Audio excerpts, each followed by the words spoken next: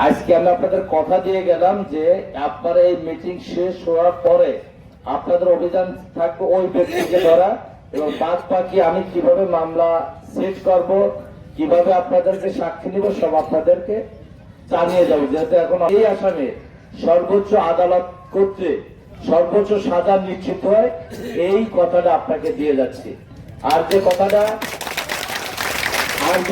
আপনারা বলছেন যে আইনের ফাঁক ফোকর বেঁধে কিছু অসৎ আইনজীবী আছে, আমি বললাম অসৎ আইনজীবী, তারা শুধু এই মাদক এবং জোয়ার পিছনে তাদেরকে এনগেজ করে, এবং এই সংক্রান্তে কয়েকজন আইনজীবীকে আমরা শনাক্ত করেছি, যেটা আমরা এখানে যে মাননীয় এমপি মহোদয় আছে তাকে আমরা সেই নামগুলো দিচ্ছি।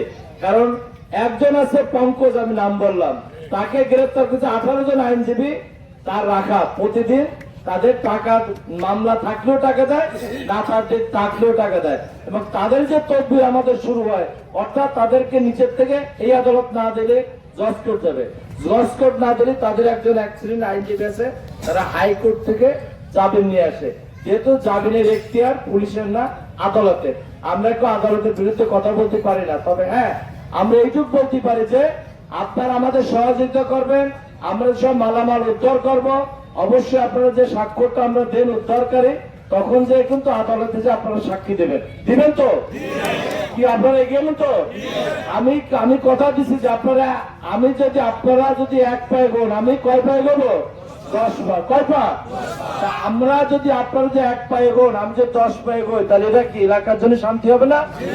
মাদক কি আপনার এলাকায় কেউ চান? একটু জোরে বলেন, মাদক কি চান কেউ? জুয়া কি চান কেউ? জুয়া কি চান কেউ? আপনারা চানলে এই জায়গা জুয়া এবং মাদক মুক্ত এই ইউনিয়নটা গড়ে উঠুক, চান না আপনারা? কি সবাই চান তো? আপনারা যেহেতু চান, এই চাওয়াটা আপনাদের আমাদের বক্তব্যের মাঝে, যেহেতু এখানে এমপি স্যারের প্রতিনিধি আছে, এখানে আমাদের আপনারা জানেন যে আমাদের ডিএলই স্যার জয়েন করার পর আমাদের এসপি স্যারের কাছে যে নির্দেশনা আছে, সেই নির্দেশনাগুলো সমস্ত জেলাব্যাপী ছড়িয়ে দিছে, এবং আমার এই কর্মকাণ্ড দেখে সমস্ত থানা জেগে উঠছে না? আপনারা জেগে উঠছেন না? আর একসময় আপনারা কথা বলতে পারতেন তাদের বিরুদ্ধে, আজকে কি সাহস নিয়ে কথা বলছেন না? আমরা এমন কাজ করব, কুকুরের লেজও বাঁকা থাকে, সাপ মরে গেলেও তার লেজটা বাঁকা থাকে না?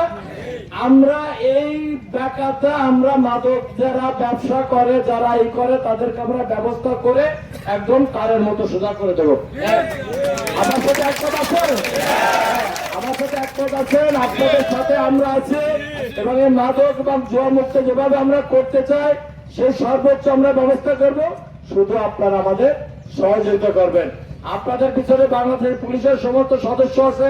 আজকে এই যে আয়োজন আমাদের সমস্ত স্যাররা থাকবে, যে না, একটা ভালো একটা উদ্যোগ দিচ্ছেন। এলাকার যারা মুরব্বীয়ান আছেন, যারা যুবক আছেন, সবাইকে ধন্যবাদ যে আমাদের বাংলাদেশ পুলিশের পক্ষ থেকে আপনারা যেভাবে এগিয়ে আসছেন, এইভাবে প্রতিটা এলাকায় এগিয়ে আসবে আশা করি। আমি কথা দিয়ে গেলাম, এইভাবে যদি আপনারা একতা থাকেন, আমরা খুব সম্ভবত খুব তাড়াতাড়ি এখানে মাদক মুক্ত এবং জুয়া মুক্ত ঘোষণা করবো ইনশাল্লাহ।